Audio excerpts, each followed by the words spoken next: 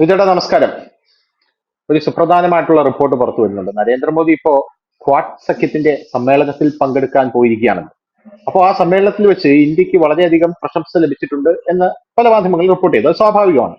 ഇപ്പൊ മോദി എവിടെ പോയി കഴിഞ്ഞാലും മോദിക്ക് പ്രശംസയുടെ വളരെ വലിയ രീതിയിലുള്ള പ്രശംസ പല ഭാഗത്തു നിന്ന് ലഭിക്കുന്ന അതൊക്കെ സ്വാഭാവികമായിട്ടുള്ള ഒരു കാര്യമായി നമ്മുടെ രാജ്യത്തുള്ള ജനങ്ങൾ കണ്ടു കഴിഞ്ഞു. കാരണം ഒരു ഇന്ത്യൻ പ്രധാനമന്ത്രി പല രാജ്യങ്ങളുടെ പല സമ്മേളനം, ഇപ്പൊ G20 ഉച്ചകോടി, ക്വാഡ് ഉച്ചകോടിക്കൊക്കെ പോകുമ്പോൾ അവിടെ ഒറ്റപ്പെടുന്ന ഒരു പ്രധാനമന്ത്രിയിൽ നിന്ന് വലിയ വലിയ നേതാക്കൾ വരെ ഇങ്ങോട്ട് വന്ന് കൈതരുന്ന ഒരു പ്രധാനമന്ത്രിയായി നരേന്ദ്രമോദി മാറി, ഇന്ത്യയെ ഉയർത്തിക്കൊണ്ടുവന്നു. അപ്പൊ സ്വാഭാവികമായിട്ട് അത് നോർമലൈസ്ഡ് ആയി. ഇപ്പൊ ജനങ്ങൾക്ക് അങ്ങനെ ഇന്ത്യക്ക് ഒരു അഭിനന്ദനം കിട്ടുക എന്ന് പറയുന്നത് യാതൊരുവിധ അത്ഭുതമില്ല, സ്വാഭാവികമാണെന്ന് അവർക്കറിയാം.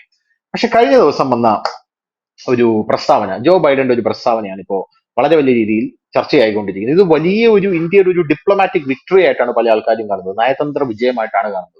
അമേരിക്ക പറഞ്ഞിരിക്കുകയാണ് UN സെക്യൂരിറ്റി കൗൺസിലിൽ, അതായത് ഐക്യരാഷ്ട്രസഭയുടെ സുരക്ഷാ സമിതിയിൽ ഇന്ത്യയെ സ്ഥിരാംഗമാക്കാൻ ഞങ്ങൾ പിന്തുണയ്ക്കുമെന്ന് അമേരിക്ക പറഞ്ഞിരിക്കുകയാണ്.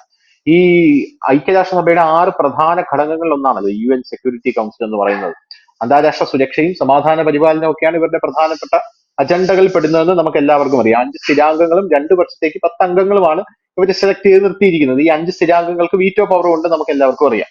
അപ്പൊ ഇത് നമ്മൾ നേരത്തെ ചർച്ച ചെയ്തൊരു വിഷയമാണ്. ഇപ്പൊ ബൈഡൻ ഇപ്പൊ പറഞ്ഞിരിക്കുകയാണ് നരേന്ദ്രമോദിയോട്, ഞങ്ങൾ നിങ്ങളെ പിന്തുണയ്ക്കാമെന്ന് പറയാണ്. പോരാത്തതിന് അവിടെ വെച്ച് ജോ ബൈഡൻ നരേന്ദ്രമോദിയെ റഷ്യ സന്ദർശനത്തിന്, യുക്രൈൻ റഷ്യ വാർ, അതായത് യുദ്ധം നിർത്താനായിട്ടുള്ള ഇനിഷ്യേറ്റീവിന് വളരെ വലിയ രീതിയിൽ അഭിനന്ദിക്കുകയും ചെയ്തിട്ടുണ്ട്.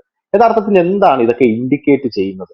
നരേന്ദ്രമോദിയെ മനസ്സറിഞ്ഞ് തന്നെയാണോ ജോ ബൈഡൻ അഭിനന്ദിക്കുന്നത്? കാരണം ഈ റഷ്യ യുക്രൈൻ യുദ്ധം ഏറ്റവും കൂടുതൽ തുടങ്ങി വെച്ചത് അമേരിക്കയാണ്. ഇപ്പോഴും യുക്രൈൻ അമേരിക്ക സാധന സാമഗ്രികളൊക്കെ സപ്ലൈ ചെയ്യുന്നുണ്ട്. ഇതിന്റെ പിന്നിലെല്ലാം അമേരിക്കയുടെ കൈയുമുണ്ട്. ഇന്ത്യയെ കാണുമ്പോൾ ചിരിച്ച് സംസാരിച്ചിട്ട് നിങ്ങൾക്ക് സെക്യൂരിറ്റി കൗൺസിലിൽ ഞങ്ങൾ അംഗത്വം തരാം, ഞങ്ങൾ അത് ചെയ്യാം ഇത് ചെയ്യാം എന്ന് പറയുന്നതിന് അപ്പുറം ഇതിനകത്ത് എന്തെങ്കിലും ആത്മാർത്ഥത ഫീൽ ചെയ്യുന്നുണ്ടോ? ശരിക്കും ശ്രീ നരേന്ദ്രമോദി ലോകരാജ്യങ്ങൾ സന്ദർശിക്കുമ്പോൾ പലപ്പോഴും നമ്മുടെ മാധ്യമങ്ങൾ അത് വലിയ വാർത്തയാകാറുണ്ട്. പക്ഷെ എന്തുകൊണ്ടോ ഈ അമേരിക്കൻ സന്ദർശനം വലിയ വാർത്തയായി മാറിയില്ല. പക്ഷെ ഏറ്റവും ഇമ്പോർട്ടന്റ് ആയിട്ടുള്ള ഒരു സന്ദർശനമാണ് ഇപ്പോൾ നരേന്ദ്രമോദി നടത്തിക്കൊണ്ടിരിക്കുന്നത്. 3 പ്രധാനപ്പെട്ട കാര്യങ്ങൾ അതിലുണ്ട്. അതിലൊന്ന്, നമ്മൾ ചില പ്രധാനപ്പെട്ട കരാറുകളിൽ ഒപ്പുവെച്ചു. അത് നമുക്ക് ഇതുവരെ ലഭിക്കില്ല എന്ന് കരുതിയിരുന്ന ഒരു ആയുധം നമ്മളിലേക്ക് എത്തുകയാണ്. അതായത് നിശബ്ദ കൊലയാളി എന്ന് പറയുന്ന MQ-9 പ്രിഡിക്റ്റേറ്റഡ് ഡ്രോണാണ്. അത് ആളില്ല ചെറു വിമാനം. 4 മിസൈലുകളും ഒപ്പം തന്നെ 450 കിലോ ബോംബ് വയ്ക്കാൻ കഴിയുള്ളൂ. അത് വലിയ നിശബ്ദ കൊലയാളി എന്ന് പറഞ്ഞാൽ ലോകത്തിന് തന്നെ വലിയ ഭേടി സ്വപ്നമായ ഒരു ആയുധമാണ്. അമേരിക്ക അത് അവരുടെ നിർണായക ഇത് ഒരുപാട് പേര് അത് ഇത് ഉപയോഗിക്കരുതെന്ന് പറഞ്ഞു. കാരണം ഇത് ഈ റഡാറുകൾക്ക് കണ്ടെത്താൻ കഴിയില്ല ഈ ഒരു ഡ്രോൺ എന്ന് പറയുന്നതിനേക്കാൾ നല്ലത് ചെറു യുദ്ധവിമാനം, ആളില്ല യുദ്ധവിമാനം എന്ന് പറയുന്നതായിരിക്കും നല്ലത്. അത് ഈ നമ്മുടെ ഭൂതലത്തിൽ നിന്ന് 250 മീറ്റർ ഉയരത്തിൽ അതിന് പറക്കാൻ കഴിയും, 50,000 മീറ്റർ ഉയരത്തിലും അതിന് പറക്കാൻ കഴിയും. അതായത് ഏത് സ്ഥലത്തും പോയി കൃത്യമായിട്ട് അതിന് അറ്റാക്ക് ചെയ്യാൻ കഴിയും. 2000 കിലോമീറ്റർ അതിന് ഇന്ധനമില്ലാതെ പറക്കാൻ കഴിയും. 35 മണിക്കൂർ കണ്ടിന്യൂസ് പറക്കാൻ കഴിയും. ഇത് എന്ന് പറഞ്ഞു കഴിഞ്ഞാൽ ചൈനയ്ക്കും പാകിസ്ഥാനും ഒക്കെ അതൊരു വലിയ പേടി സ്വപ്നം തന്നെയാണ് ഇങ്ങനത്തെ ഒരു ആയുധം. ഇത് നമുക്ക് തരില്ല എന്ന് അമേരിക്ക പലവട്ടം പറഞ്ഞിട്ടുള്ള കാര്യമാണ്. ഇപ്പോഴത് ഇന്ത്യക്ക് തരാമെന്ന് സമ്മതിക്കുക മാത്രമല്ല, ആ കരാറിൽ ഒപ്പുവെച്ചു എന്ന് മാത്രമല്ല, അത് കൊൽക്കത്തയിൽ അതിന്റെ നിർമ്മാണം ആരംഭിക്കാൻ തീരുമാനമായി. $3 ബില്യൺ ഒരു വലിയ ബിസിനസ് ഡീലാണ് അത് നടന്നത്. അതൊരു വലിയ വാർത്തയാണ്. അതാണ് ഒന്നാമത്തെ കാര്യം. രണ്ടാമത്തെ ഒരു ഇത് എന്ന് പറഞ്ഞു കഴിഞ്ഞാൽ ക്വാഡ് സഖ്യത്തിന്റെ മീറ്റിംഗ് ആണ്. ഈ ക്വാഡ് സഖ്യത്തെ കുറിച്ച് നമ്മൾ പറയാതെ പോകരുത്. എന്താണ് ക്വാഡ് സഖ്യമെന്നും അതിന്റെ ഡീറ്റെയിൽസുകളും നമ്മൾ പറഞ്ഞു പോകുമ്പോഴേ ആ യോഗത്തിന്റെ പ്രാധാന്യം അറിയുന്നത്. ഈ ക്വാഡ് സഖ്യം രൂപീകരിച്ച സമയത്ത് മാധ്യമങ്ങളൊക്കെ വലിയ വാർത്ത ചെയ്തു. ഈ ക്വാഡ് സഖ്യം രൂപീകൃതമാകുന്നത് 2004-ലാണ്. ഈ സുനാമി വന്നപ്പോ പരസ്പരം സഹായിക്കാൻ വേണ്ടി ചേർന്ന ഒരു 4 രാജ്യങ്ങളുടെ കൂട്ടായ്മയാണ് ഈ ക്വാഡ് സഖ്യം. അതായത് ഈ വെള്ളവുമായി ബന്ധപ്പെട്ടാണല്ലോ സുനാമി, കടലിലെ തിര. അപ്പൊ അങ്ങനെ കൂടിയ ഒരു സഖ്യം. അതിനകത്ത് എല്ലാവരും തന്നെ വമ്പന്മാരാണ്. ജപ്പാൻ, ഓസ്ട്രേലിയ, അമേരിക്ക എല്ലാം നാവികസേനയിൽ വലിയ കരുത്തുള്ളവരാണ്. അങ്ങനെയാണ് അത് രൂപീകൃതമാകുന്നത്. അന്ന് നമ്മുടെ ഇന്ത്യ ഭരിച്ചത് കോൺഗ്രസ് ആണ്. പക്ഷെ 2008 ആയപ്പോഴേക്കും ഓസ്ട്രേലിയ ഈ സഖ്യത്തിൽ നിന്ന് പിന്മാറി. അതിന്റെ പ്രധാനപ്പെട്ട കാരണം ഈ അന്നത്തെ ജപ്പാൻ പ്രധാനമന്ത്രിക്ക് ചൈനയുമായിട്ട് അടുത്ത കണക്ഷൻ ഉണ്ടായിരുന്നു. അപ്പൊ ഈ ചൈനയെ അകറ്റുക എന്നുള്ളതായിരുന്നു ലക്ഷ്യം. അകറ്റി നിർത്തിക്കൊണ്ടുള്ള ഒരു സഖ്യമാണിത്. അങ്ങനെ ഓസ്ട്രേലിയ സഖ്യത്തിൽ നിന്ന് പിന്മാറി. അതിനുശേഷം നമ്മുടെ പ്രധാനമന്ത്രിയായ ശ്രീ മൻമോഹൻ സിംഗ് ചൈനയിൽ പോവുകയും ചൈനയുമായിട്ട് സൗഹൃദം സ്ഥാപിക്കുകയും ചെയ്തു. ചൈന മതി എന്നുള്ള രീതിയിലേക്ക് കാര്യങ്ങൾ നീങ്ങി. അങ്ങനെ വന്നപ്പോൾ ഈ സഖ്യം പൊളിഞ്ഞ് നാശമായി പോയി, തകർന്നു പോയി, തരിപ്പണമായി പോയി, സഖ്യം തകർന്നു. പിന്നീട് 2014 മോദി വന്നതിന് ശേഷം അദ്ദേഹത്തിന്റെ ഈ 100 ദിവസത്തിനുള്ളിൽ അദ്ദേഹം നടത്തിയ പ്രധാനപ്പെട്ട യാത്രകളൊന്നും അമേരിക്കയിലേക്കായിരുന്നു. അദ്ദേഹം അതെ. പോയിട്ട് പിന്നീട് അദ്ദേഹം ഏറ്റവും കൂടുതൽ ശ്രദ്ധ പതിപ്പിച്ചത് എന്തിനാണെന്നുള്ളത് പിന്നീട് നമ്മൾ കണ്ടതാണ്. 2017 ആയപ്പോൾ ഈ കോഡ് സഖ്യം വീണ്ടും സജീവമായി. അന്ന് വേറൊരു ഉം, കാര്യമുണ്ട്. അമേരിക്കൻ പ്രസിഡന്റ് ഡൊണാൾഡ് ട്രംപ്, ഉം, മോദി, ഓസ്ട്രേലിയ, ജപ്പാൻ ഇവര് വീണ്ടും സഖ്യം സജീവമായി എന്ന് പറഞ്ഞു. അന്ന് ആ അതിനുശേഷം 2017 രണ്ടാമത് സഖ്യം അത് കൂട്ടി യോജിപ്പിച്ചു. ഇവരെ തകർന്നു പോയ സഖ്യത്തെ വീണ്ടും പുനരുജ്ജീവിപ്പിച്ചു. 2020 ആയപ്പോഴേക്കും കോവിഡ് വന്നു. കോവിഡ് ഉം, വന്നപ്പോഴത്തേനും ഈ സഖ്യം കുറച്ചുകൂടി സ്ട്രോങ് ആയി മാറി. സ്ട്രോങ് ആയി മാറിക്കഴിഞ്ഞപ്പോ ചൈന പറഞ്ഞ ഒരു കാര്യം, ഇത് ഒരു ഉം, നീർക്കുമിളയാണ്, ഒരു കാറ്റടിച്ച തകർന്നു ഉം, പോകുന്ന സഖ്യം, വലിയ കാര്യമൊന്നുമില്ല എന്ന് പറഞ്ഞെങ്കിലും ഉം. ഈ കോവിഡ് വന്നതിന് ശേഷം ഈ സഖ്യം അങ്ങ് സ്ട്രോങ് ആയി. അതെ. സഖ്യം സ്ട്രോങ് ആയതിനു ശേഷം ഇവർ പല കാര്യങ്ങളും നീങ്ങാൻ തുടങ്ങിയപ്പോഴത്തേനും ചൈനയ്ക്ക് അപകടം മണ തുടങ്ങി. പിന്നീട് അവിടെ സ്റ്റേറ്റ്മെന്റുകളൊക്കെ വരുന്നത് ഇതിനെ അപലപിച്ചുകൊണ്ടും ഇതിനെ കടന്നാക്രമിച്ചുകൊണ്ടും ഒക്കെയാണ്. കാരണം എന്തായെന്ന് ചോദിച്ചാൽ ഈ സഖ്യം നിലവിൽ സ്ട്രോങ് ആയിട്ട് മുൻപോട്ട് പോകുമ്പോൾ അത് ഏറ്റവും കൂടുതൽ ദോഷകരമായി ബാധിക്കുന്നത് ചൈനയാണ്. കാരണം ഈ 4 രാജ്യങ്ങളുടെ പൊതു ശത്രു എന്ന് പറയുന്നത് ചൈന തന്നെയാണ്. ഈ ചൈന ഉം, ദക്ഷിണ ചൈന കടലിലെ വലിയ ഒരു മേജർ പവറാണ് അവര്. ചൈന അവിടെ അവര് വ്യോമത്താവളങ്ങൾ ഉൾപ്പെടെയുള്ളവ, കൃത്രിമ ദ്വീപുകൾ ഉൾപ്പെടെയുള്ളവ ഉണ്ടാക്കാനുള്ള ശ്രമത്തിലാണ് അവർ. മറ്റൊന്ന് ഇന്ത്യൻ ഉം, മഹാസമുദ്രം, അത് നമ്മളുടെ ഒരു മേൽനോട്ടത്തിൽ പോകുന്നത്. മൂന്നാമത്തേത് എന്ന് അതെ. പറയുന്നത് പെസഫിക് സമുദ്രം. ഈ 3 സമുദ്ര മേഖലകളിലും ചൈനയുടെ ആധിപത്യം, അതായത് ഉപരിതലത്തിൽ മാത്രമല്ല, കപ്പലിൽ മാത്രമല്ല, ഉം, അണ്ടർഗ്രൗണ്ടിൽ അന്തർവാഹിനികൾ കൊണ്ടിടുക, ഈ തായ്വാന്റെ ഒക്കെ ഉം, ചുറ്റും അന്തർവാഹിനികൾ കൊണ്ടിടുക, അങ്ങനെയൊക്കെ വന്നു കഴിഞ്ഞപ്പോൾ സ്വാഭാവികമായി തന്നെ ഇവരെ ഒതുക്കേണ്ടത് അനിവാര്യമായ ഒരു ഘടകമാണ്. കാരണം പ്രത്യേകിച്ച് ഇന്ത്യ കൂടെ ഉണ്ടെങ്കിൽ ഈ സഖ്യം മുമ്പോട്ട് പോകുള്ളൂ. അതിന് പ്രധാനപ്പെട്ട കാര്യം എന്ന് വെച്ചാൽ ഈ ഇന്ത്യക്കും അനിവാര്യമാണ്, ഈ സഖ്യത്തിനും ഇന്ത്യ അനിവാര്യമാണ്. അതെന്താണെന്ന് പറഞ്ഞു തരാം ഞാൻ. ഉം, ഈ ചൈന ഏറെക്കാലമായിട്ട് നോക്കിക്കൊണ്ടിരിക്കുന്ന ഇന്ത്യയുടെ ഈ ലഡാക്ക് ഭാഗമാണ്. ലഡാക്ക് ഭാഗത്ത് ഉം, അറ്റാക്ക് വരും എന്നുള്ള രീതിയിലാണ് നമ്മൾ നിൽക്കുന്നത്.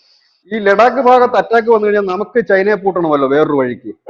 അതിന് ഏറ്റവും ഉം, പറ്റിയ സ്ഥലം ഇന്ത്യൻ മഹാസമുദ്രമാണ്. കാരണം എന്താണെന്ന് ചോദിച്ചാൽ ഉം, ചൈനയുടെ ചരക്ക് നീക്കത്തിന്റെ ഏതാണ്ട് 80% നടക്കുന്നത് നമ്മുടെ ഇന്ത്യൻ മഹാസമുദ്രത്തിലൂടെയാണ്. അതായത് ചൈന അതെ. ഈ ലഡാക്കിലോട്ട് കയറിയാൽ ആ സമയം തന്നെ നമ്മൾ ഉം, ഇന്ത്യൻ മഹാസമുദ്രത്തിൽ ഇവരുടെ ട്രേഡിങ്സ് ബ്ലോക്ക് ചെയ്ത് കഴിഞ്ഞാൽ അതോടുകൂടി ഇവരുടെ കച്ചവടം പൂട്ടി. കാരണം ഈ കപ്പൽ വഴി ഉള്ള ട്രേഡിങ്സ് അതോടുകൂടി നിന്നു. ഇത് മുന്നിൽ കണ്ടുകൊണ്ടാണ് ചൈന വളരെ കാലമായിട്ട് അവരുടെ റെഡ് ബെൽറ്റ് റോഡ്, ഇടനാഴി, പാകിസ്ഥാനിൽ കൂടെ പോകുന്ന ഇടനാഴിക്ക് വേണ്ടി ഒരു ഉം, ശ്രമം നടത്തി. മറ്റൊന്ന്, അവര് ഈ മ്യാൻമാർ വഴി ഇന്ത്യൻ മഹാസമുദ്രത്തിലേക്ക് ഒരു റോഡ് വെട്ടുന്നു. ശ്രീലങ്കയിൽ അതെ. പോയിട്ട് ഒരു തുറമുഖം എടുക്കാൻ ഒരു ശ്രമം നടത്തുന്നു. മാലിയിൽ പോയി അതെ. തുറമുഖം, ഇതിന്റെ എല്ലാ കാര്യമാണ്. പക്ഷെ ഇന്ത്യ അവിടെ കുറച്ചുകൂടി മുൻപോട്ട് ഉം, പോവുക മാത്രമല്ല, ഇന്ത്യ ചെയ്തൊരു കാര്യം എന്ന് പറഞ്ഞു കഴിഞ്ഞാൽ ഈ ഉം, നമ്മൾ ഒരു യൂറോപ്പ് വഴി, അതായത് ഗൾഫ് രാഷ്ട്രങ്ങൾ ടു യൂറോപ്പ് വഴി കടന്നു പോകുന്ന ഒരു റോഡിന് നമ്മൾ പ്ലാൻ ചെയ്യുന്നു. അതിന്റെ കാര്യങ്ങൾ മുമ്പോട്ട് ഉം, നീങ്ങുന്നു. അത് നമുക്ക് വലിയ ടെൻഷൻ ഇല്ലാതെ പൂർത്തിയാക്കാൻ കഴിയുന്ന ഒരു റോഡാണ്. രണ്ടാമത്തെ കാര്യം എന്ന് പറഞ്ഞു കഴിഞ്ഞാൽ നമ്മൾ ഈ ചബ്ബാർ തുറമുഖം ഉൾപ്പെടെ പിടിച്ചുകൊണ്ട് അവിടുന്ന് നമ്മളൊരു റൂട്ട് വെട്ടുന്നു. ശ്രീലങ്ക ഉം, ഒപ്പം മാലി ഒന്നും ചൈനയുടെ ഭാഗത്തേക്ക് നീങ്ങുന്ന ലക്ഷണമൊന്നും ഇപ്പൊ കാണിക്കുന്നില്ല. മ്യാൻമാറിൽ നിന്ന് അവർ വെട്ടിയ റോഡ് ഇപ്പൊ പകുതി വഴിക്ക് കിടക്കുകയാണ്. കാരണം മ്യാൻമാറിലെ ആഭ്യന്തര പ്രശ്നം തന്നെയാണ് അതിന് കാരണം. അപ്പോ ഇന്ത്യയെ കൂട്ടുപിടിക്കണം. അതായത് ഇന്ത്യൻ മഹാസമുദ്രത്തില് ഈ 4 സംഘം ഒത്തുകൂടിക്കഴിഞ്ഞാൽ ചൈനയ്ക്ക് ഉം, അനങ്ങാൻ പറ്റാത്ത രീതിയിൽ വരിഞ്ഞു മുറുക്കാൻ പറ്റും ചൈന. ഇത് തന്നെയാണ് ശരിക്കും ഈ കോഡ് സഖ്യത്തിൽ ഇന്ത്യക്കുള്ള ഏറ്റവും വലിയ ഒരു ഗുണം എന്ന് പറയുന്നത്. അതായത് ഈ 4 പേരും ചേർന്നാൽ ലോകത്തിലെ വലിയ ഒരു നാവിക സേന കരുത്തായി മാറും. അപ്പം ഇതിന്റെ ഒരു വിഷയം എന്താന്ന് വെച്ച് കഴിഞ്ഞാല് ഈ നമ്മളുടെ ഇന്ത്യയെ സംബന്ധിച്ച് ആ ഒരു വലിയ ഒരു കാര്യം തന്നെയാണ്. കാരണം ഈ നാവിക സേനയുടെ കരുത്ത് വർദ്ധിക്കും. ഇതൊരു നാറ്റോ സഖ്യം പോലെ രൂപപ്പെടും. അതായത് നാറ്റോ സഖ്യം യൂറോപ്യൻ യൂണിയൻ രാജ്യങ്ങളൊക്കെ ആണെങ്കിൽ ഇത് ഏഷ്യൻ മേഖലയിലെ ഒരു നാറ്റോ ആയിട്ട് മാറും. ഇപ്പൊ തന്നെ അവര് കഴിഞ്ഞ ദിവസം, അതായത് ഈ 3 ദിവസത്തെ അമേരിക്കൻ സന്ദർശനത്തിനിടെ നടന്ന ഒരു മീറ്റിംഗിൽ ആ കോഡ് സഖ്യം പറഞ്ഞത് എന്താണ്?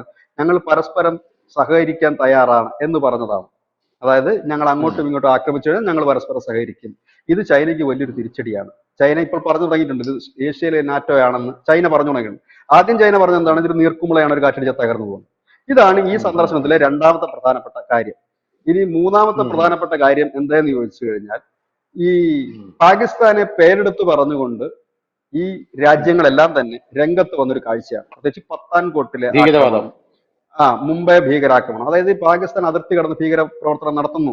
എന്തുകൊണ്ടാണ് ഇങ്ങനെ ഉം, ഈ അവസരത്തിൽ ഇന്ത്യ ഇത്തരത്തിൽ ഒരു നയതന്ത്ര നീക്കം നടത്തിയത് എന്ന് ചോദിച്ചാൽ ഇന്ത്യ ഏത് നിമിഷവും അതിർത്തി കടന്ന് അടിക്കും എന്നുള്ള കാര്യം 101% ഉം, ഉറപ്പാണ്. ഉം, കാരണം അതിനൊരു ചാൻസ് നോക്കിയിരിക്കുകയാണ്. കാരണം ഇപ്പോൾ ഒരു തണുപ്പ് കാലം കൂടിയാണ്. ഒരു പക്ഷേ തണുപ്പ് കാലം മാറുന്ന സമയത്തോ മറ്റോ ഒരു അടി ഉണ്ടാകാനുള്ള സാധ്യത 100% ഉറപ്പാണ്.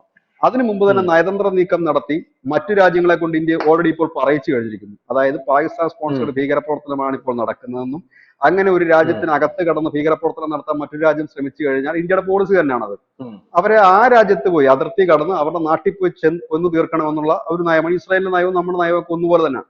ആ നയത്തിന് ഒരു പിന്തുണ നേടിയെടുക്കാനും ഈ സന്ദർശനത്തിന് കഴിഞ്ഞു. അങ്ങനെ ഉം. പ്രധാനപ്പെട്ട 3 കാര്യങ്ങളാണ് ഈ സന്ദർശനത്തിലൂടെ നേടിയെടുക്കാൻ നമ്മുടെ രാജ്യത്തിന് കഴിഞ്ഞു. എത്ര മാധ്യമങ്ങൾ ഇത്രയും ഉം. വിശദമായിട്ട് റിപ്പോർട്ട് ചെയ്തിട്ടുണ്ടെന്ന് എനിക്കറിയില്ല. പക്ഷേ ഈ ഒരു ഇതാണ് മാധ്യമങ്ങളും ഒരൊറ്റ റിപ്പോർട്ട് കിട്ടില്ല. ചെയ്തിട്ടില്ല. അതായത് ഏറ്റവും പ്രധാനം കോഡ് സഖ്യം തന്നെയാണ്. കോഡ് സഖ്യം കുറച്ചുകൂടെ സ്ട്രോങ് ആയി എന്ന് മാത്രമല്ല, അവർ പരസ്പരം സഹകരിക്കാനും അവർ തയ്യാറായി. 2 എന്ന് ഉം, പറയുന്നത് ഇന്ത്യക്ക് ഈ എന്താ പറയുക നിശബ്ദ കൊലയാളി എന്ന് പറയുന്നത് ഇന്ത്യ വളരെ കാലമായിട്ട് ആഗ്രഹിച്ചിരുന്ന ഒരു വലിയ ആയുധം നമ്മുടെ കയ്യിലേക്ക് എത്തുന്നു.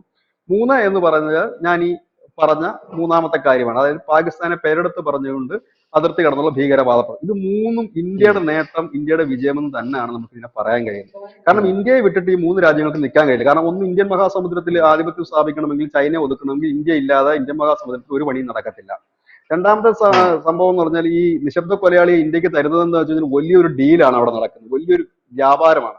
ഇപ്പൊ അമേരിക്കയ്ക്ക് പഴയതുപോലെ കച്ചവടം നടക്കുന്നില്ല. അത് അവിടെയാണ് ഇന്ത്യ കയറി പിടിമുറുക്കുന്നത്. മുമ്പെന്ന് പറഞ്ഞാൽ അമേരിക്കയുടെ ചപ്പും ചവറും മേടിക്കാൻ ആളുണ്ടായിരുന്നു, ഇന്ന് അത് ആളില്ല. ഇന്ത്യ പോലുള്ള രാജ്യങ്ങൾ ഇപ്പോൾ ചെയ്യുന്നത് എന്താണെന്ന് വെച്ച് കഴിഞ്ഞാൽ അമേരിക്കയുടെ കയ്യിലുള്ള വൻകിട ആയുധങ്ങളാണ് അവർക്ക് ഇപ്പൊ ഇന്ത്യക്ക് വേണ്ടത്. അല്ലാതെ ഈ ചെറുകിട ഉം, സാധനങ്ങളൊന്നും ഇനിയിപ്പോ വേണ്ട ഇന്ത്യക്ക്. കാരണം ഇവിടെ തന്നെ അങ്ങനെയുള്ള ഐറ്റംസ് ഉണ്ടാക്കുന്നുണ്ട്. രണ്ടാമത്തെ കാര്യം, മിസൈലിലൊക്കെ നമ്മൾ ഒരു വലിയ പരിധി വരെ മുന്നേറി കഴിഞ്ഞിരിക്കുന്നു. ഇനിയിപ്പോ നമുക്കിനി അതിന്റെ ഒന്നും വലിയ ഉം, ആവശ്യകത നമുക്കില്ല, മിസൈൽ അങ്ങനെയുള്ള സാധനങ്ങളുടെ. ഇനിയിപ്പോ നമുക്ക് വേണ്ടത്, ഉം, നമ്മുടെ കയ്യിൽ ഇല്ലാത്തത് മറ്റുള്ള രാജ്യങ്ങളിലെ ഫേമസ് ആയിട്ടുള്ള ആയുധങ്ങൾ എന്തൊക്കെയാണോ അതൊക്കെയാണ് നമ്മുടെ കയ്യിൽ ഇനി വേണ്ടത്. ഇപ്പോ S-400 നമ്മുടെ റഷ്യയിൽ നിന്ന് വാങ്ങിയിട്ടുണ്ട്. ഇപ്പോ അയൺ ഡോമിന്റെ പുതിയൊരു മോഡൽ ഇപ്പൊ നമ്മൾ വാങ്ങാൻ പോകുന്നു ഇസ്രായേലിൽ നിന്ന്. അപ്പൊ അങ്ങനെയൊക്കെയുള്ള സാധനങ്ങൾ മാത്രം നമുക്ക് മതി. ഇനി മറ്റുള്ള വമ്പൻ രാജ്യങ്ങളുടെ ഇരിക്കുന്ന അവരുടെ ഏറ്റവും ഫേമസ് മാരകമായ സാധനം ഏതാണ് അത് മാത്രം മതി നമുക്ക്. അപ്പൊ എന്ത് പറ്റും, ഈ ഉം, സമയത്ത് ഡീലുകളൊന്നുമില്ല. ഈ കച്ചവടം കുറഞ്ഞിരിക്കുമ്പോൾ എന്ത് പറ്റും, കച്ചവടക്കാരൻ എന്ത് വിട്ടുവീഴ്ച ചെയ്യാൻ തയ്യാറാകും.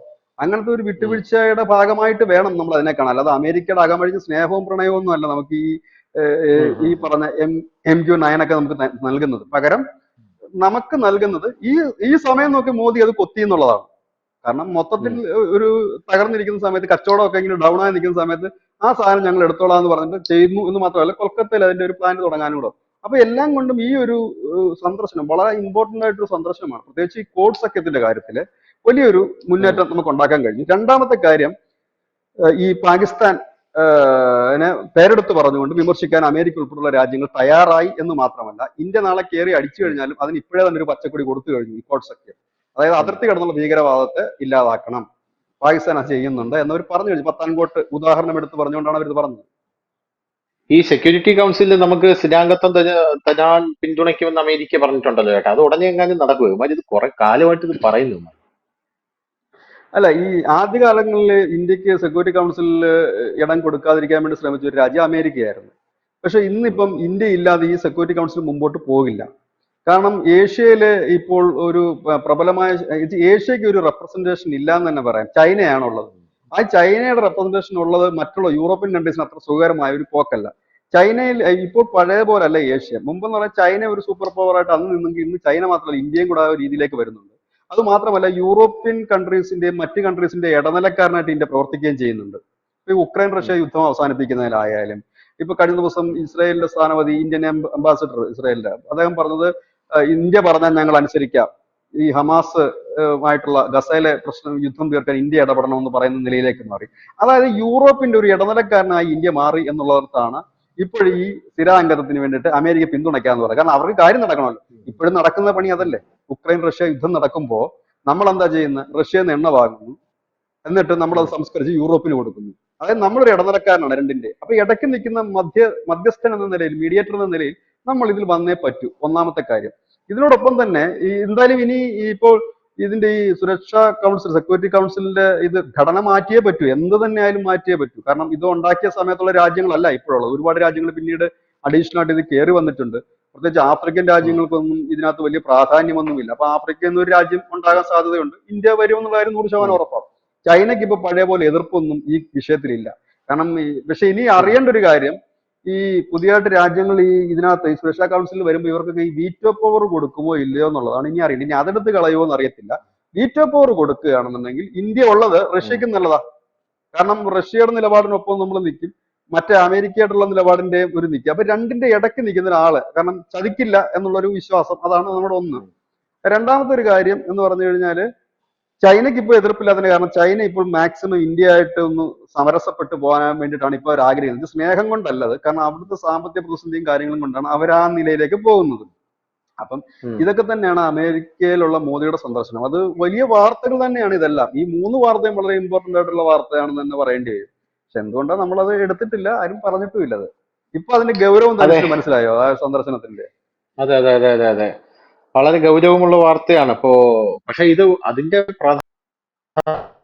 റിപ്പോർട്ട് ചെയ്തിട്ടില്ല എന്നാണ് മനസ്സിലാക്കാനായിട്ട് സാധിക്കുന്നത്. അതിന് പല കാര്യങ്ങളും കൊടുത്തു. വ്യവസായ പങ്കാളിത്തം ഉണ്ടായി, ഊർജ്ജ സഹകരണം ഉണ്ടായി, സാമ്പത്തിക കൂട്ടായ്മ ഉണ്ടായി, ഭീകരവാദത്തെ തടുക്കൂ എന്ന് പറയുന്നു, അടുത്ത ക്വാഡ് ഉച്ചകോടി നടക്കാൻ പോകുന്നത് ഇന്ത്യയിൽ വെച്ചാണ് എന്നുള്ള ഒരു എന്താണ് റാൻഡം ആയിട്ടുള്ള പല കാര്യങ്ങളും മാത്രമേ കൊടുത്തുള്ളൂ. അത് ഒന്ന് വിശകലനം വിചേട്ടൻ പറഞ്ഞ പോലെ ഇത്ര ഗംഭീരമായിട്ട് ഒരു വിശകലനം ഞാൻ ഒന്നിനും കണ്ടില്ല. എന്ത് തന്നെയായിരുന്നാലും വലിയൊരു സംഭവമാണ് ക്വാഡ് ഉച്ചകോടിയിൽ നടന്നിരിക്കുന്നത് എന്ന് മനസ്സിലാവുന്നു. ഏറ്റവും കൂടുതൽ പ്രശ്നം ഇതില് ചൈനയ്ക്കാണ്. ഞാൻ കേട്ടിട്ടുണ്ട് ഈ ചൈനീസ് ചെങ്കടൽ യവന്മാരെ കൊണ്ടുള്ള ശല്യം ഭയങ്കരമാണ്. ഈ നരേന്ദ്രമോദി ഈ ആസിയാൻ രാജ്യങ്ങളുമായിട്ടുള്ള ഒരു സഹകരണത്തിൽ ഏർപ്പെട്ടല്ലോ. ഇപ്പൊ ബ്രൂണൈ സിംഗപ്പൂരും ഒക്കെ സന്ദർശിച്ചപ്പോ നരേന്ദ്രമോദി പ്രധാനമായിട്ടും ചൈനയ്ക്ക് ഒരു താക്കീത് എന്ന രീതിയിൽ ബ്രൂണൈയിൽ നിന്ന് ഒരു കാര്യം പറഞ്ഞിട്ടുണ്ട്. നമ്മള് എക്സ്പാൻഷൻ അല്ല, നമ്മൾ ഡെവലപ്മെന്റ് ആണ് ആഗ്രഹിക്കുന്നത് എന്നുള്ളൊരു കാര്യം പറഞ്ഞിട്ടുണ്ട്. കാരണം ഈ ചൈന അവിടെയുള്ള തായ്വാന്റെ ആയിരുന്നാലും വിയറ്റ്നാമിന്റെ ആയിരുന്നാലും ഇവന്മാരുടെ ഒന്നും ഫിലിപ്പീൻസിന്റെ ആയിരുന്നാലും ഒരു വെസല് പോലും കടലിലോട്ട് ഇറങ്ങാനായിട്ട് ഇവന്മാർ സമ്മതിക്കില്ല. ഫിലിപ്പീൻസിൽ നിന്ന് ഒരു വെസൽ കടലിലോട്ട് ഇറങ്ങി കഴിഞ്ഞാൽ ചൈനയുടെ 200 കപ്പലുകളും ബോട്ടുകളൊക്കെയാണ് വന്ന് അതിനെ തുരങ്കം വയ്ക്കുന്നത് എന്നാണ് അറിയാനായിട്ട് സാധിക്കുന്നത്. അപ്പൊ അത് ശരിയായിട്ടുള്ള ഒരു നടപടിയല്ലല്ലോ. പോരാത്ത കഴിഞ്ഞ് നമ്മുടെ കടലാണ് ഏറ്റവും കൂടുതൽ ട്രേഡുകൾ നടക്കുന്ന കടൽ. അപ്പൊ അതും ചൈനയിൽ അവിടെയും ഒരു ആധിപത്യം വേണം, എല്ലായിടത്തും ചൈനയ്ക്ക് ആധിപത്യം വേണം എന്നുള്ള അല്ല, രീതിയിലാണ് നമ്മുടെ അവന്മാർ ഇന്ത്യൻ മുന്നോട്ട് പോകുന്നത്. മഹാസമുദ്രത്തിൽ കൂടെയാണ് ചൈനയുടെ ഒരു 80% ട്രേഡിംഗ് നടക്കുന്നത്, കപ്പൽ പോകുന്നത്. ഉം. അതും കൂടെ ഒന്ന് അതെ നോക്കണം അതെ നമ്മള്. അതെ അതെ. അണ്ണാ ഇന്ത്യയെ സംബന്ധിച്ച് പറയുകയാണെങ്കിൽ ഉണ്ടല്ലോ, നമ്മുടെ രാജ്യം എന്ന് പറഞ്ഞാല് ഭയങ്കര ഒരു ഭാഗ്യം ചെയ്ത ഒരു ജോഗ്രഫിക്കൽ ഒരു ഒരു ജോഗ്രഫിയാണ് നമ്മുടെ രാജ്യത്തിനുള്ളത്. അതായത് നമ്മുടെ രാജ്യത്ത് കിടക്കുന്ന പകുതിയിലധികവും കടലിലേക്കാണ്. ആ കടലിൽ തന്നെയും അതിന്റെ മാപ്പ് എടുത്ത് നോക്കിക്കഴിഞ്ഞാൽ ഇന്ത്യ കിടക്കുന്നത് ഒത്ത നടുക്കാണ്. ആ മാപ്പിന്റെ ഒത്ത നടുക്കാണ് ഇന്ത്യ കിടക്കുന്നത്. അപ്പൊ നമുക്ക് അപ്പുറത്തോട്ടും ഇപ്പുറത്തോട്ടും തുല്യമായ രീതിയിൽ ട്രേഡിംഗ് നടത്താനായിട്ടുള്ള ഒരു സാധ്യത ഉണ്ട് എന്നുള്ളതാണ്. നമുക്ക് തുറമുഖവും ഉണ്ട്, എയർബേസും ഉണ്ട്. നമുക്ക് കൃത്യമായിട്ട് നമുക്കൊരു ആക്രമണം വന്നു കഴിഞ്ഞാൽ നേരെ ചൊവ്വ ഉപയോഗിച്ചു കഴിഞ്ഞാൽ പ്രതിരോധിക്കാനുള്ള ഇപ്പൊ നമ്മുടെ വിഴിഞ്ഞം തുറമുഖം പോലെ പ്രകൃതി തന്നെ ഒരുക്കി തന്നിരിക്കുന്ന ഒരുപാട് നേവൽ ബേസുകൾ സത്യം പറഞ്ഞാൽ നമുക്കുണ്ട് എന്നുള്ളതാണ് ഏറ്റവും വലിയ കാര്യം എന്ന് പറയുന്നത്. അതുകൊണ്ട് ഇന്ത്യയുടെ ഒരു പങ്കാളിത്തം ഇല്ലാതെ ആർക്കും ഒരിടത്തും ട്രേഡിംഗ് മുന്നോട്ട് സുഗമമായിട്ട് കൊണ്ടുപോകാൻ പറ്റത്തില്ല. അല്ലെങ്കിൽ ബാക്കിയുള്ള ചേട്ടൻ പറഞ്ഞ പോലെ ബാക്കിയുള്ള രാജ്യങ്ങളുടെയൊക്കെ കാല് പിടിക്കേണ്ടി വരും. ഈ ചൈനയുടെ ബെൽറ്റ് റോഡ് കഴിഞ്ഞാൽ അതിന്റെ ഏറ്റവും വലിയ ഉദാഹരണമാണ്. അവന്മാര് ബീജിംഗിൽ നിന്ന് തുടങ്ങി പല സ്ഥലത്തൂടെ ഇത് ഓട്ടിച്ചെടുക്കാനായിട്ട് ശ്രമിക്കുന്നുണ്ട്, പക്ഷെ ഒന്നും നടക്കുന്നില്ല എന്നുള്ളതാണ്. നടന്നില്ലല്ലോ അത്. നിർത്തി വെച്ചിരിക്കുക. ഇപ്പൊ അത് മുമ്പോട്ട് പോകാൻ അതെ അതെ സാധ്യത അതെ. കുറവാകും. കാരണം ചൈന അത് അങ്ങനെ വള- അത് ഒറ്റയ്ക്ക് മുമ്പോട്ട് നടത്താനല്ലായിരുന്നു പുള്ളി. പൈസ വേണ്ടേ? ഉം. ഈ പോകുന്ന രാജ്യങ്ങളും പൈസ വേണം. പണം മുടക്കണമായിരുന്നു. പണം മുടക്കണം ഉം പോകുന്ന ഉം ഉം. രാജ്യങ്ങളും. ചൈന എല്ലാ പരിപാടിയും അങ്ങനെ ചെയ്യുന്നത്. അവരാദ്യം കുറച്ച് അതെ. പൈസ മുടക്കി റോഡ് പണിയും, എന്നിട്ട് ബാക്കി തുക ഈ രാജ്യം കൂടെ തരണം. അങ്ങനെ പാകിസ്ഥാൻ എവിടെ നടന്നിട്ട് കൊടുക്കാനായി പൈസ? അങ്ങനെയാണ് പാകിസ്ഥാന്റെ അതെ കുറെ അതെ. ജലവൈദ്യുതി പദ്ധതിയൊക്കെ ചൈന നടത്തിപ്പാനായിട്ട് എടുത്തത്. അപ്പോഴാണ് ഈ ബലൂചിസ്ഥാനിലുള്ള ഭീകരന്മാർ ചൈനയുടെ എഞ്ചിനീയർമാരെ കൊന്നൊടുക്കാൻ തുടങ്ങി, അവിടുന്ന് ജീവനും കൊണ്ട് പാഞ്ഞു പോയി. അങ്ങനെയാണ് അത് ഉം. സംഭവിക്കുന്നത്. പിന്നെ ഇവിടെ ഉള്ളത് കൊടുക്കാൻ അഫ്ഗാനിസ്ഥാൻ കൊടുക്കുവോ, താജിക്കിസ്ഥാൻ കൊടുക്കുവോ? ഇവരാരും അവരുടെ കയ്യിലൊന്നും അത്ര വലിയൊരു എമൗണ്ട് എടുത്തിട്ടില്ല. നമ്മൾ പ്ലാൻ ചെയ്തിരിക്കുന്ന റോഡ് നടക്കാനുള്ള സാധ്യത കൂടുതലാണ് എന്ന് പറയാൻ കാരണം അത് രണ്ടു മൂന്ന് കാര്യങ്ങളുണ്ട്. ഒന്ന്, ഇതിനകത്തുള്ള കൺട്രീസുകളെല്ലാം അത്യാവശ്യം കപ്പാസിറ്റി ഉള്ളവരാ. ഇന്ത്യയിൽ നിന്ന് അത് ഉം. വിട്ട് ഗൾഫ് കൺട്രീസ് വഴി യൂറോപ്പിലേക്കാണ് സാധനം പോകുന്നത്. ഉം ഉം ഉം. അതല്ല, ഈ സൗദി അടക്കമുള്ള ഗൾഫ് രാജ്യങ്ങൾ അവിടെ റെയിൽ ഗതാഗതത്തിന് വലിയ ഇമ്പോർട്ടന്റ് കൊടുത്ത് തുടങ്ങിയിട്ടുണ്ട്. ഇന്ത്യൻ കമ്പനികളെ തന്നെയാണ് അത് ഉം ഏൽപ്പിച്ചിരിക്കുന്നത് ആ വർക്ക്, റെയിൽവേയുടെ ഉം മെട്രോ ഉൾപ്പെടെയുള്ള കാര്യങ്ങൾ. ഉം ഉം അപ്പൊ ഈ റോഡ് നടക്കാനുള്ള സാധ്യതയുണ്ട്. കാരണം ഇതിനകത്ത് ആരും പാപ്പരായിട്ടുള്ളവരില്ല, അത്യാവശ്യം പൈസ ഉള്ളവരാ ഉള്ളത്. ഉം ഒരു വഴി വെട്ടാണെങ്കിൽ ആ കുറച്ച് വഴി ഞങ്ങൾ വെട്ടിക്കോളാം എന്ന് പറഞ്ഞ് പൈസ മുടക്കാൻ കപ്പാസിറ്റി ഉള്ളവരാ നിൽക്കുന്നത്. കാരണം ഉം. അത്രയും ലെങ്തും അല്ല റോഡിന്, അത്രയും നീളം കുറവുണ്ട്. അതെ ഇപ്പൊ അതെ. കാരണം നമ്മൾ മിഡിൽ ഈസ്റ്റ് വഴി കയറി പോകുന്നു ഒന്ന്. രണ്ടാമത്തെ കാര്യം, ഉം. ഇതിനകത്തുള്ള രാജ്യങ്ങളെല്ലാം തന്നെ അത്യാവശ്യം പൈസ ഉള്ളവന്മാരാ. ആരും അങ്ങനെ വലിയ എച്ചികളോ പിന്നെ പ്രശ്നബാധിതമായ രാജ്യങ്ങളൊന്നും തന്നെ ഇല്ല അതിൽ. പിന്നെ നമുക്ക് ഉം. പേടിക്കേണ്ട ഈ സ്ഥാന്റെ ഭാഗത്തുനിന്നോ പാകിസ്ഥാന്റെ ഭാഗത്തുനിന്നോ ഒക്കെ ചെറിയ ചില പ്രശ്നങ്ങൾ ഉണ്ടാകുമോ എന്നൊരു ഭയം മാത്രമേ ഉള്ളൂ. പക്ഷെ ഇതിനൊക്കെ നമുക്ക് പിന്നെയും നമുക്ക് റൂട്ടുണ്ട്. റഷ്യ കൂടെ നമുക്ക് അനുകൂലിച്ചു കഴിഞ്ഞാൽ നമ്മൾ മുമ്പ് ചർച്ച ചെയ്ത ആ റൂട്ട് ഇപ്പോഴും നമുക്ക് അധിനിവേശ കാശ്മീർ, പാക് ഒക്കുപൈഡ് കാശ്മീർ വഴി അഫ്ഗാനിസ്ഥാന്റെ സൈഡ് വഴി തജിക്കിസ്ഥാൻ വഴി റഷ്യ വഴി കയറി പോകുന്ന റൂട്ട് വേറെയും ഉണ്ട്, വക്കാൻ ഇടനാഴി വഴി. വഖാനയുടെ നാട്. അപ്പം ഇതൊക്കെ നമുക്ക് ഒരുപാട് ഉള്ളതാണ്. സ്വാഭാവികമായി അതിന്റെ ഒരു കാരണം ഈ സന്ദർശനം വലിയ ഇമ്പോർട്ടന്റ് തന്നെയാണ്. ഉം. എന്തായിരുന്നാലും വലിയ നിരവധി മേഖലകളിൽ സഹകരണം ശക്തമാക്കുന്ന ഒരു സന്ദർശനം ഇന്ത്യയുടെ പ്രതിരോധ വ്യവസായ പങ്കാളിത്തത്തിൽ സുപ്രധാനമായ പങ്ക് വഹിക്കുന്ന അല്ലെങ്കിൽ സുപ്രധാനമായ തീരുമാനങ്ങൾ ഉണ്ടായ ഒരു സമ്മേളനം. ഇപ്പോൾ ജെറ്റ് എഞ്ചിൻ, യുദ്ധോപകരണം, വെടിക്കോപ്പ്, ഗ്രൗണ്ട് മൊബിലിറ്റി, സംയുക്ത നിർമ്മാണ പദ്ധതികൾ, പോരാത്തതിന് ഊർജ്ജ സഹകരണം, ഭീകരവാദം തുടച്ചു നീക്കാനുള്ള ധാരാളമായിട്ടുള്ള കൂടിയാലോചനകൾ, ഇതെല്ലാം നടത്തുന്ന ഒരു സുപ്രധാനമായിട്ടുള്ള ഒരു സമ്മേളനം തന്നെയായിരുന്നു അത്. പോരാത്തതിന് നരേന്ദ്രമോദി അമേരിക്കയിലെ ഇന്ത്യൻസിനെ കണ്ടിട്ടുണ്ട്. അതിൽ വീണ്ടും അദ്ദേഹം ആവർത്തിക്കുന്നത് എന്റെ മൂന്നാമത്തെ ടേം നിങ്ങൾ വിചാരിക്കുന്നത് പോലെ ആയിരിക്കില്ല. മൂന്നാമത്തെ ടേം എന്ന് പറഞ്ഞാൽ അതിന്റെ പവർ കൂടുതലായിരിക്കുമെന്ന് മോദി ഒന്നുകൂടെ പറയുന്ന ഒരു സാഹചര്യവും ഉണ്ടായിട്ടുണ്ട്. എന്തായാലും കേരളത്തിലെ മാധ്യമങ്ങൾ ഇത് വലിയ പ്രാധാന്യത്തോടു കൂടി ഒന്നും റിപ്പോർട്ട് ചെയ്തിട്ടില്ല, ചർച്ചയും ചെയ്തിട്ടില്ല. എന്താ അപ്പോഴാണ് ബിജുചേട്ടൻ അത് വളരെ ഗംഭീരമായിട്ട് പറഞ്ഞത്. താങ്ക് യു ബിജുചേട്ടൻ, thank you so much for the information. Thank you. കൂടുതൽ വാർത്തകളും വിശേഷങ്ങളും നിങ്ങളിലേക്ക് എത്താൻ ABC മലയാളം സബ്സ്ക്രൈബ് ചെയ്യുക, ബെൽബട്ടനും അമർത്തുക.